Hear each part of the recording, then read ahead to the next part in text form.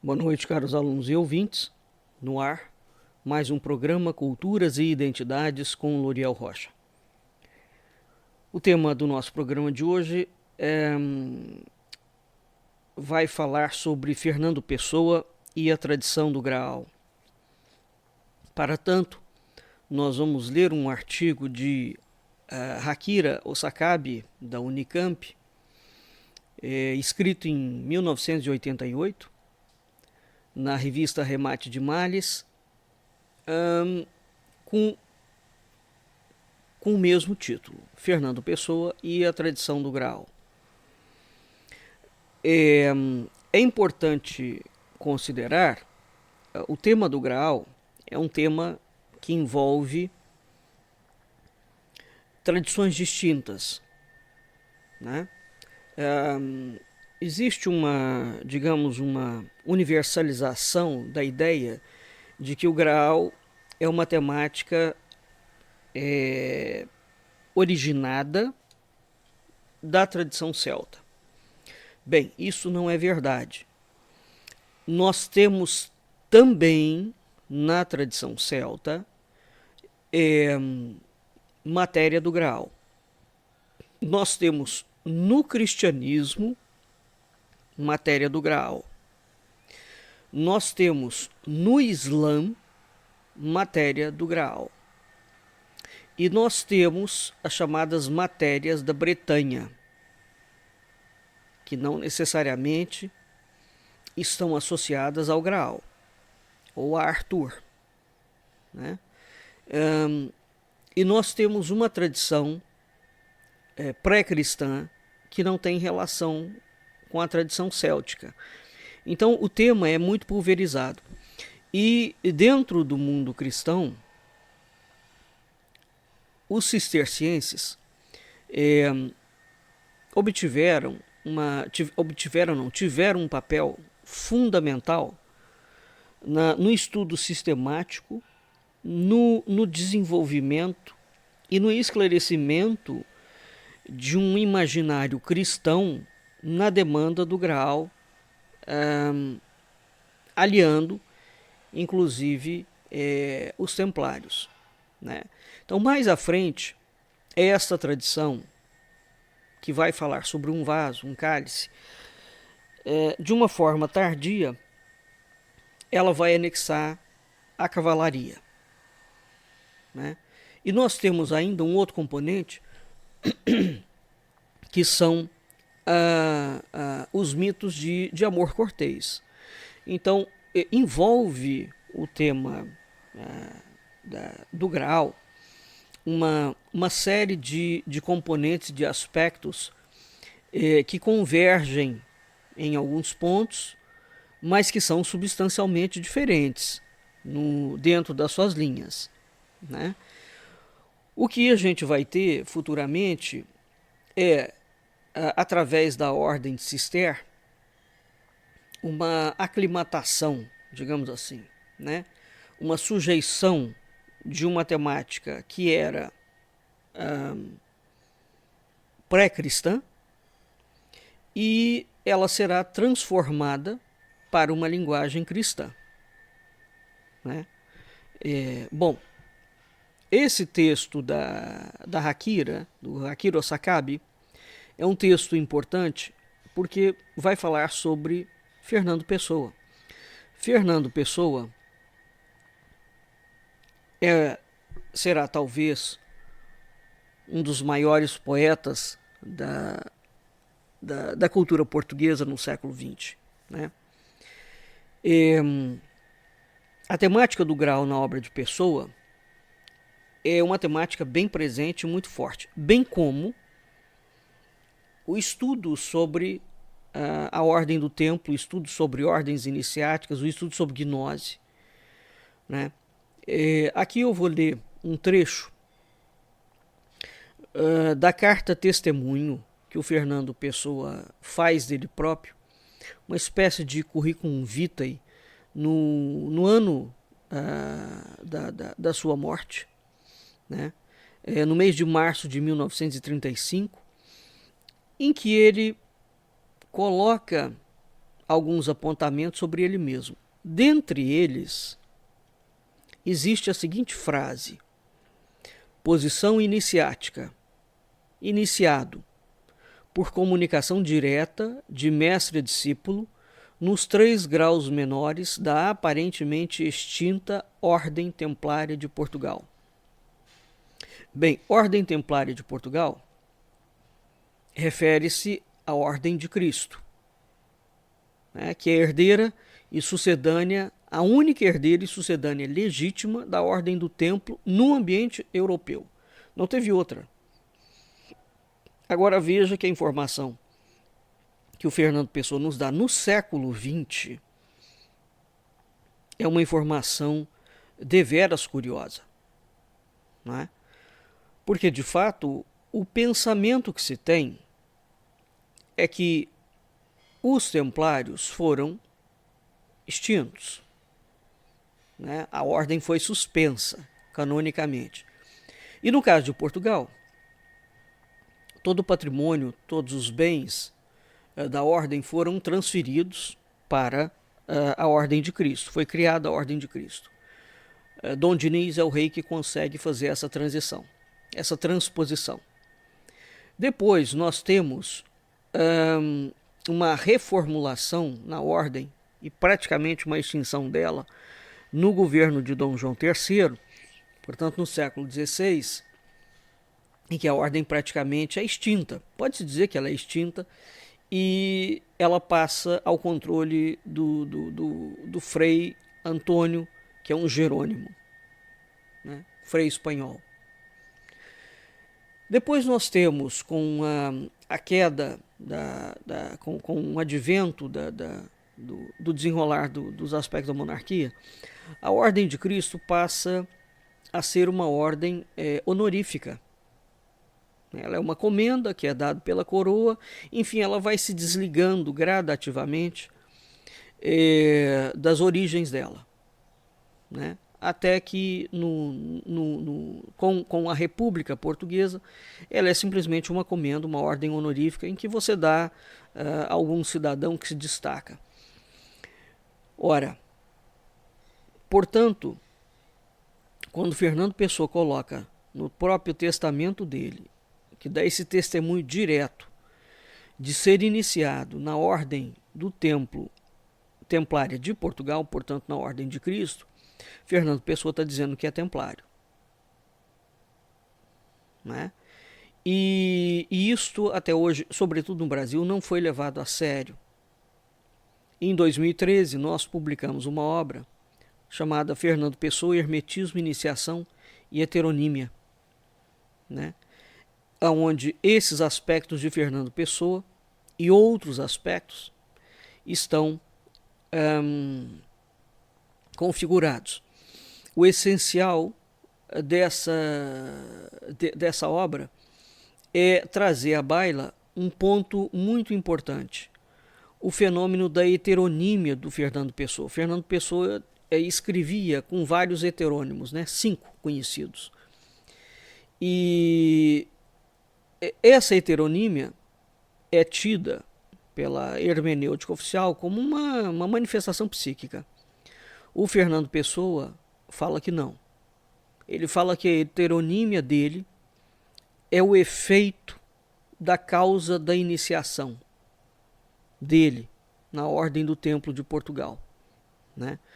Bom, e ele coloca também nesse testamento, dentre as obras dele que ele julga importantes, ele coloca a mensagem, né, que no início, o primeiro nome da obra Mensagem, que ganha um prêmio, chama-se Portugal. E nessa obra, nesse testamento, portanto, ele coloca que a obra Mensagem é uma das obras importantes dele. Bem, pouco tempo depois, 8 meses depois, não me falha a memória, o Fernando Pessoa morre. Então essa carta testamento que ele dá sobre si mesmo é uma carta extremamente importante. Bem, o artigo de Osakabe vai tratar do grau dentro desta obra de Fernando Pessoa, que é a Mensagem, que é uma obra de cunho de nacionalismo, É uma obra mítica, é uma obra simbólica, é uma obra de messianismo, né? É uma obra muito profunda e que tornou Fernando Pessoa um indivíduo enigmático. Então, Fernando Pessoa hoje, ele tem também, se não me falha a memória, ele deixou no espólio dele mais de 29 mil documentos. Estão de posse da Biblioteca Nacional de Lisboa para serem ainda estudados, né? Então, é um homem que teve uma profusão literária imensa, uma criação literária imensa, né? Dito isto, vamos entender, vamos entrar aqui, vamos fazer a leitura do artigo. Eu vou tecendo alguns comentários, mas isso é para dar um contexto de que, sobretudo no Brasil, onde o desconhecimento dessa faceta de Fernando Pessoa é muito grande, então essa ligação que Fernando Pessoa faz dele mesmo, em ser iniciado, como ele é templário, portanto, é um dado surreal, sui generis, pode ser tido como surreal, não é? Repito, porque teoricamente os templários não existem mais, né? E Fernando Pessoa dá esse testemunho. E vira e mexe, evidentemente, vence, e não são essas ordens aparentes, hein, que estão disponíveis em sites, em qualquer coisa do gênero. Fernando Pessoa nunca deu nenhum outro indicativo de onde era a ordem, absolutamente nada. Ele só deixa esse testemunho no ano da morte dele. E, ao que tudo indica, Fernando Pessoa, como grande astrólogo que era, também, isso é um lado desconhecido também dele no Brasil, Fernando Pessoa fez estudos muito sérios a respeito do momento em que ele morreria, né, do ano da sua morte. Então existe alguns autores que conseguiram o fato de que talvez Pessoa soubesse que a sua morte estaria próxima, né? Se não fosse naquele momento, ele morreria mais velho. Isso é que pelo menos os autores dizem, não sou eu que estou dizendo. De modo que esse testamento vitae, né, essa espécie de autodefinição, é muito curiosa, sobretudo naquele momento. E dado isso, que ele era um astrólogo poderoso e que estudou o momento da sua passagem, que se daria ou naquela data, né? Se não fosse naquela data, ele morreria tardiamente. Bem, vamos aqui ao artigo de Osakabe. Apesar das poucas indicações de Fernando Pessoa em relação ao Graal, não me parece restar dúvida de que se trata, no caso, de uma impregnação inalienável e, quiçá, central em boa parte de sua obra de cunho místico e de cunho místico nacionalista. O que chamo aqui de impregnação tem a ver diretamente com os significados que uma certa tradição lavrou e associou nas memórias e que se espraiam pelos cantões da mística e das crenças sobre as quais se enraizaram as culturas. Deste modo, uma questão ou conteúdo como o Graal, antes de ser um tema, despontará sempre como uma presença a qual se amalgamam os mais diferentes materiais culturais, religiosos e mesmo individuais. É muito importante essa distinção que Osakabe faz. O Graal não é um tema, ele é uma presença. E evidentemente que isso não é objeto da nossa aula de hoje, evidentemente que a temática do Graal no contexto português ela teve um desenvolvimento específico. O Almir Brunetti, por exemplo, estuda muito sobre isso. Ivete Centeno e outros autores. Então, no contexto da tradição cultural portuguesa, a temática do Graal ela vai ter um desenvolvimento específico. E aí é preciso entender quando, por que razão essa temática foi transposta, uma vez que ela não faz parte da tradição portuguesa, como que ela foi transposta para Portugal. Bem, continuando. Então, o Sakabe, desculpe, coloca o grau como uma presença e não como um mero tema. Essa distinção é uma distinção muito importante, porque uma presença é um ente vivo, né? E como um tema, ele poderia ser simplesmente um tema de literatura. O fato eu compartilho desta visão do grau como presença, né? E não como uma mera temática. Isso explica a longevidade e a duração do assunto dentro de diversas culturas ao redor do mundo, né? Então, continuando. Isso porque o grau se assenta no interior de diferentes instâncias de diferentes culturas, sempre rebelde a avaliações unilaterais, como ocorre com todo mito vivo. Assim, reporta-se ele com implicações diversas ao mito da redenção cristão, ao mito do rei morto adormecido, ao mito da revelação iniciático-esotérica. Neste trabalho, tratarei prioritariamente de mensagem, servindo-me dos outros poemas como suporte de análise. Nesta obra, o grau tem referência explícita no poema dedicado a Dona Filipa de Lencastre e também no poema dedicado ao desejado. Como pensá-lo no interior do texto todo? Em primeiro lugar, cabe ressaltar aqui a questão do veio cultural em que Pessoa teria fruído do mito. É notória, na formação do poeta, a herança anglo-saxônica. Nesse sentido, o conhecimento da obra de Malory, mais remotamente, bem como os temas de inspiração arturiana de Tennyson, devem ter formado o sedimento literário da obra pessoana. Por outro lado, a existência de um santo grau de Waite na biblioteca do poeta denuncia o fato de que não foi por uma mera questão episódica que Pessoa integrou em sua obra o mito do grau. Além disso, corroborando com essa afirmação, bastaria referir-nos ao verbete grau nos dicionários da maçonaria para admitir que o que chegou ao poeta não foi uma lenda medieval refeita nos moldes românticos e cuja refacção serviria aos intuitos estilísticos de Pessoa, mas sim um mito atual e vigoroso, impondo-se por várias entradas na sua obra como um princípio estruturante. Aqui é preciso ressaltar novamente o seguinte: Fernando Pessoa falava igualmente bem tanto o português quanto o inglês. Ele foi educado assim, foi tradutor de obras e tudo. Agora, é claro que a influência inglesa no tema do grau sobre Pessoa é um fato, mas é igualmente um fato que a tradição portuguesa é repleta da temática do grau, né? E Fernando Pessoa era um estudioso da temática portuguesa. Portanto, reputar somente a Inglaterra como uma grande vertente aqui, eu creio que é uma falha do autor do texto.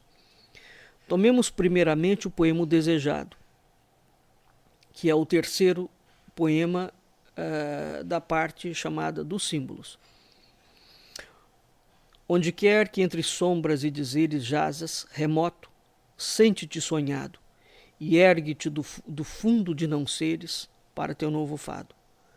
Vem Galahais com pátria, erguer de novo, mas já no auge da suprema prova, a alma penitente do teu povo, a Eucaristia nova. Mestre da paz, ergue teu glaude ungido, Excalibur do fim, em jeito tal que a sua luz ao mundo dividido revele o Santo Grau. Bem, o Santo Grau fala, evidentemente, de um novo mundo, né? E a palavra, o nome de Galahais, ele aparece aqui dentro do contexto já do cristianismo, né? É uma autoria ligada à tradição cristã. Portanto, esse nome ele não aparece nas outras tradições, tá? Retoma-se nesse poema a esperança de que uma nova era sincretizada na figura tradicional do desejado. O desejado é o rei Arthur, né? É aquele rei, porque na matéria do grau, na matéria do ciclo da Távola Redonda, nós temos, digamos, duas figuras que é preciso distinguir. O rei Arthur é o rei que morre, é ferido, de ferida de morte, e vai para uma ilha e aguarda o seu retorno no fim dos tempos. Quem sai em busca do grau não é o rei Arthur. Tá? Esse é o ponto. Então, Galahad é um dos que sairá, o Peredur, né?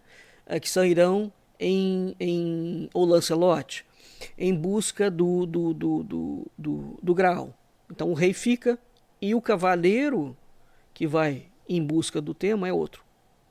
É importante novamente fazer essa distinção aqui no Brasil, porque os brasileiros conhecem muito pouco dessa temática. Nessa retomada, o grau aparece como resultante cabal de um processo de revelação. Isso equivale a dizer que o grau é visto no poema como uma instância final que sobrepaira um mundo dividido e funde-o numa nova visão, numa nova reunião eucarística. Isso já é a perspectiva cristã.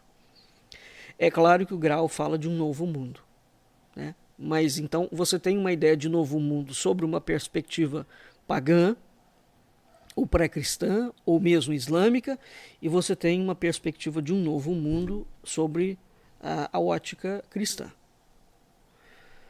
Desse modo, desaparece aqui, como aliás já ocorre em várias versões do mito, a separação entre conteúdo e continente, este tornado suficiente para as significações múltiplas daquele objeto.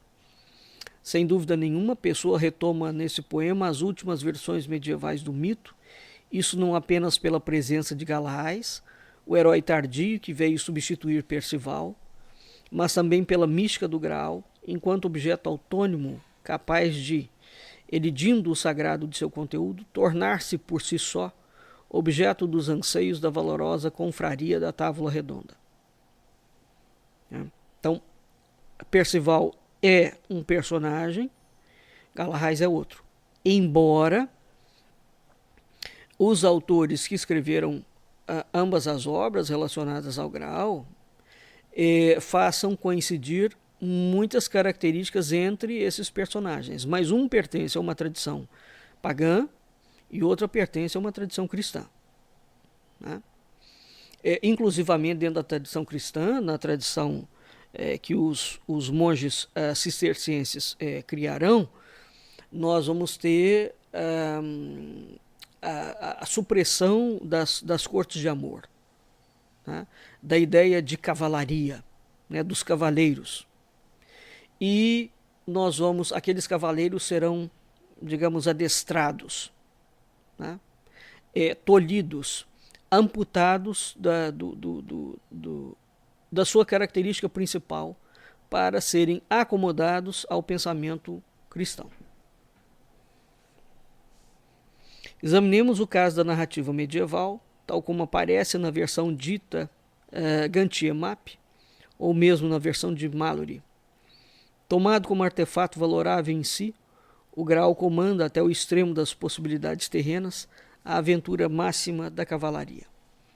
Tanto assim que Galahad, às vésperas de contemplar naquele objeto, roga a Deus que lhe conceda, com essa contemplação, a graça da morte. A experiência da visão tornaria insuportável a condição humana. Em outros termos, a experiência que comporta a visão do objeto exacerba no sujeito o sentimento mortal de miséria terrena. Nesse sentido, o sujeito, por um conhecimento intransferível, inscrito no horizonte específico de sua individualidade. No poema de Pessoa, a coisa se passa diferentemente. O grau constitui, mais do que numa conquista pessoal, no objeto de expectação última de um povo. E ao invés de significar a passagem da vida terrena para a celestial, o grau aqui significa, em princípio, a possibilidade de uma nova era dentro da história terrena de um povo. O momento de uma nova Eucaristia, da confraternização que irá redimir o mundo dividido. Sonho mais uma vez acalentado, da unidade universal, construído sobre um ideal de fraternidade. Veja, isso que ele está citando aqui, a respeito da obra do Pessoa, refere-se especificamente à idade do Espírito Santo, que é uma tradição que fincou, né, bases muito profundas em Portugal, ligada à teoria de Joaquim de Fiore.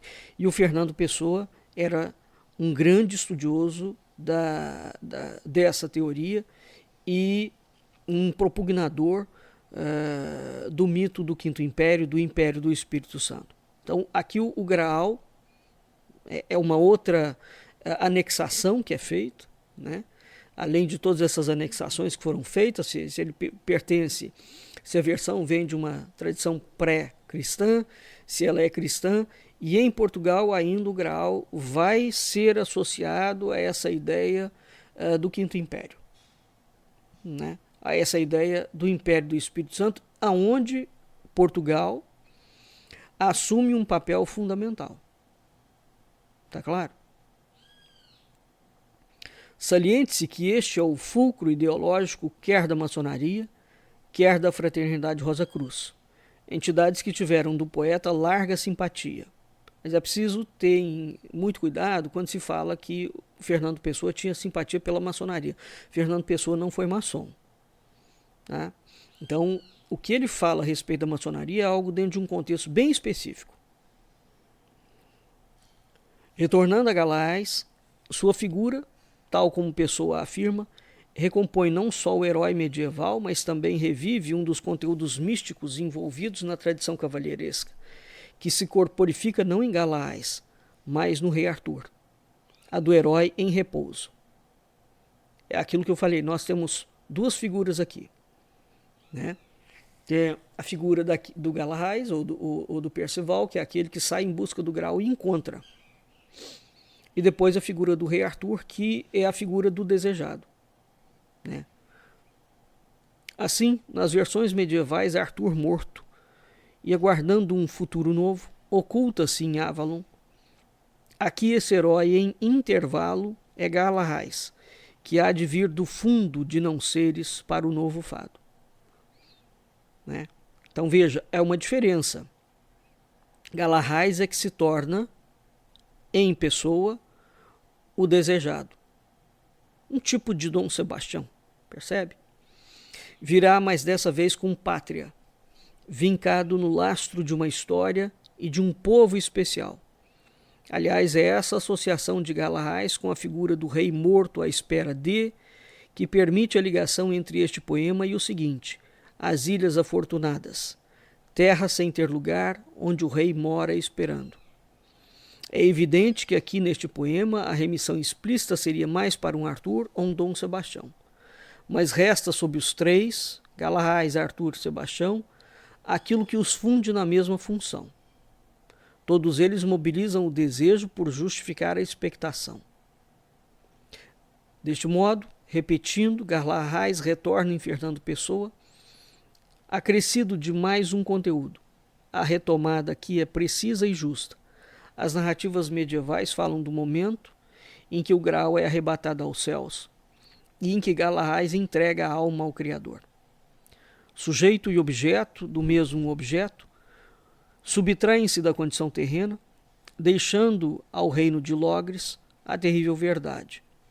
O Graal desapareceu, arrebatado por mãos celestiais, e a grande esperança do reino, Galahais, jaz sobre o templo de Sarrais. Inicia-se para Logres o obscuro tempo do declínio e da esperança sem horizonte. Voltará ao Graal? Não. Ressuscitará Galahais com sua busca, para com sua busca fecundar de esperança a decadente cavalaria? Também não. E é justamente no interior dessa dupla negação que se erige o poema pessoano, para desdizê-la e reconfortar, através do deslocamento do conteúdo mítico, uma nação inteira. Em outros termos, ao dispor em Galahais a substância do herói em expectação, pessoa transforma-o, superpondo nele conteúdos complementares. Galás é o desejante, e por isso mesmo o desejado, intérprete incomum do sonho que uma nação, mesmo sem o saber, deve acalentar. É nesse ponto que se observa o modo eficaz com que Pessoa revive o herói, insuflando de um conteúdo que falta objetivamente na própria coletividade. Bem, nós já falamos por diversas vezes em diversos programas. Portugal concebe-se, a coroa portuguesa, a nobreza portuguesa, como um país predestinado, desde o início, né? E a tradição portuguesa vai assentar-se sobre o milagre de Ourique, onde Portugal é batizada por Cristo como uma nação eleita, né? Então veja, aqui nós temos a tradição de Ourique, que é uma tradição à parte, não há Graal ali. Existe uma aparição de Cristo. Mais à frente, nós vamos ter a tradição do Graal colocada dentro da tradição de Ourique e colocada dentro do mito do Quinto Império. Então, são 3 momentos distintos. A tradição de Ourique, por ordem. Depois, a teoria do abade Joaquim de Fiore, teoria do Quinto Império, que fala das 3 idades do mundo e fala do surgimento de uma ordem que há de suceder à Igreja de Roma, né? E que vai refundar o cristianismo. Os franciscanos, por exemplo, se tem como essa ordem. Tá claro? Joaquim de Fiore é franciscano. Desculpe, Joaquim de Fiore é cisterciense e os franciscanos vão capturar a obra de Fiore, né? São os cistercienses, por sua vez, que vão trazer para dentro do contexto peninsular e do contexto católico ou cristão a ideia das matérias da Bretanha e do Graal. Isso é muito significativo. Então nós temos aqui o mito do Quinto Império, dentro de Cister, depois nós temos a associação ali com os Templários e depois nós temos o Graal. Então, no caso de Portugal, o mito, a visão de Ourique, o milagre de Ourique, o Quinto Império e depois o Graal, né? Esses 3 temas vão sendo trazidos dentro de uma profética, dentro de uma história mítica, né? Dentro de um nacionalismo mítico-profético, construindo. Então não há como estudar a história de Portugal sem ter em perspectiva todo este mundo transcendente, todo esse mundo ligado ao sagrado, a uma metafísica da história. Não há como suprimir isso, né? Bom, voltando aqui, mensagem, que é o nome da obra, pode ser encarada assim como a tentativa de indicar essa falta e tentar de alguma forma mobilizá-la. Ou seja, a mensagem pode ser encarada como o sonho de uma nação, mas não pode ser encarada. A mensagem é, de fato, um poema dedicado ao presente de Portugal, ao passado e ao futuro, onde Portugal está claramente consignada como uma nação missionada, né? E aquela missão não termina somente nos descobrimentos. Ela vai até o despontar de uma nova era, né?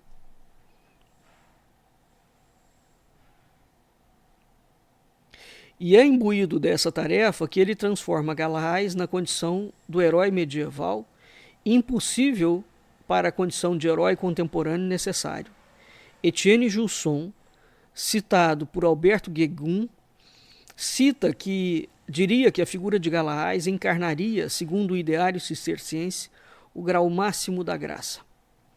Caberia acrescentar que se trata de uma figura que encarna sobretudo o grau inacessível da graça, pelo qual o homem nenhum suportaria sua condição terrena. Fruto de uma crítica radical que a Idade Média fez da imperfeição humana, Galahad seria a perfeição, imagem e semelhança do Cristo. E é nisto, aliás, que reside o especial vigor com que esse mito fecundou o final da Idade Média. Mesmo não desejando a posse, mas sim apenas sua pura contemplação. Isso bastará para transmutar-lhe a existência. Depois da contemplação, só a morte. Logo, nesta acepção, a visão do Graal representa a passagem definitiva para a beatitude, estado impossível para a condição terrena. Assim, quando Bors regressa ao reino de Logres, será para dizer da irreversível desaparição do Graal e da liquidação definitiva da captura humana e terrena daquele objeto. Do ponto de vista cristão, isso significa que o estado de beatitude está no umbral da morte, inacessível ao mundo, portanto. E é esta a verdade que o poema vem contestar. O retorno de Galahad não só é possível como necessário. É para esse retorno que Galahad é convocado. Portanto, Pessoa imprime sobre sua figura cristã o conteúdo heterodoxo de um certo unilenarismo, em que o herói, cumprindo o ciclo de sua imersão entre sombras e dizeres, ergue-se para retomar com seu destino o desejo de sempre.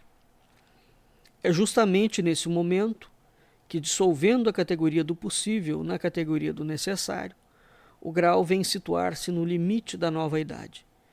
Com isso, o poema resolve, entre aspas, a questão com que se encerra o poema anterior. Quem vem viver a verdade que morreu Dom Sebastião? Quem é o desejado? Que é o desejante ou vice-versa? Deixemos a discussão desse ponto para páginas posteriores. Por enquanto, retomemos o poema dedicado a Dona Filipa de Lencastre. Filipa de Lencastre foi a mulher que cria, né, cujos filhos formam a dinastia de Avis. Fernando Pessoa coloca: que enigma havia em teu seio que só gênios concebia? Que arcanjo teus sonhos veio velar maternos um dia? Volve a nós teu rosto sério, princesa do Santo Grau, humano ventre do Império, madrinha de Portugal. Bem, Filipa de Lencastre é inglesa, né? Casada com Dom João.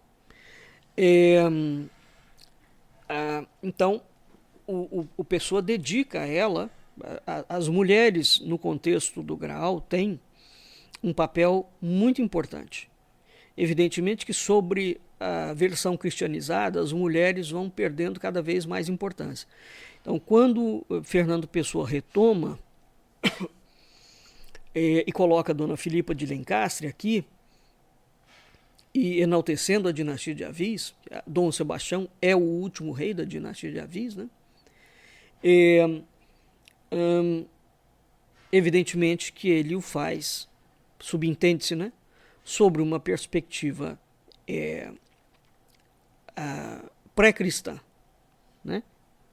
Porque, como eu disse, a perspectiva feminina dentro do contexto cisterciense, do Graal, ela não é, digamos, muito benéfica às mulheres. Comecemos por chamar a atenção para os versos 6 e 8, em que são expressados dois dos opostos de Dona Filipa.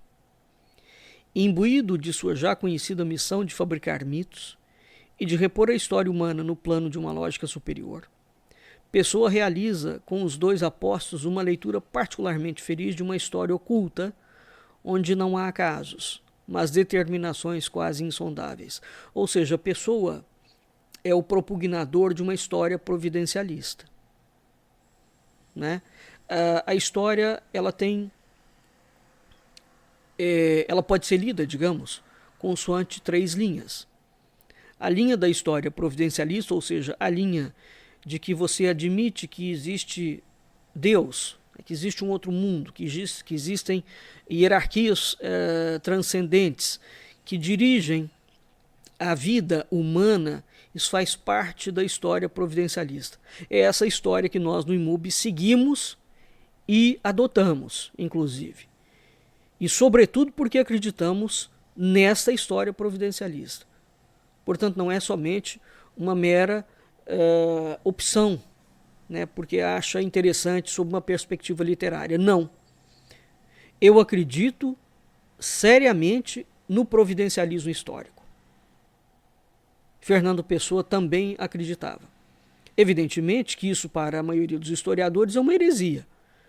Você tem muitos historiadores que estudam a história providencialista não porque creem nela, mas porque é um ramo de estudo, né? Então, os nossos programas, por exemplo, do Culturas e Identidades, são dedicados à história providencialista exatamente em razão dessa posição teórica que nós do IMUB adotamos. A gente trabalha com história providencialista e mítica. Bem, numa só expressão, princesa do Santo Graal, Pessoa consegue retomar a tradição céltica bretã de mulher guardiã do sagrado e consegue atribuir a uma quase anônima princesa inglesa essa função sacra. Isso é o fato que eu falei, né? Quer dizer, essa tradição, esse contexto aqui não é católico, né? Ele é pré-cristão. Além disso, denominando-a madrinha de Portugal, consegue situar a pátria na linhagem da mística arturiana, ou seja, ele transforma aquela linhagem de Avis na Távola Redonda. Portugal é transformado na Távola Redonda. Assim, não foi o acaso quem provocou o casamento entre Dona Filipa e Dom João I, mas sim uma determinante superior que, ao transportar a princesa de terras bretãs para Portugal, traça com isso o itinerário daquilo de que ela mesma é portadora, isto é, a tradição do Graal. E com ela a incorporação de Portugal no bojo complexo de esperanças arcaicas. E não é sem razão que Dona Filipa compartilha com seu esposo a habilitação do 7º castelo. Também coube a Dom João a inscrição da pátria numa tradição heterodoxa arcaica. Ele, o mestre de Avis e mestre do templo que Portugal foi feito ser, Pessoa se reporta aqui à coloração esotérica que, com o passar dos tempos, aderiu-se a várias confrarias medievais, entre as quais a própria Ordem de Avis, que, de ordem de cavalaria, estende esse conteúdo místico para toda uma dinastia. Assim batizou-se a nação portuguesa sob o signo de Graal e conjugou-se à tradição do Graal uma tradição local. Com Avis, Portugal nasceria para uma idade oculta de que as glórias não foram senão um equívoco e parco sinal. Cumpriu-se o mar e o império se desfez. Diria Pessoa em outro texto. Ficam desta forma, essa frase, esse trecho da estrofe, cumpriu-se o mar e o império se desfez, é o primeiro poema que abre a mensagem. Cumpriu-se o mar e o império se desfez. Senhor, falta cumprir-se Portugal. Né? É aquele poema que ele abre, que fala: a Europa jaz, posta, de cotovelos. De oriente a ocidente jaz, olha os gregos lembrando, e toldam-lhe românticos cabelos. E vai, quer dizer, a Europa está de 4, a Europa está caída, né? É assim que começa a mensagem, a Europa está quebrada.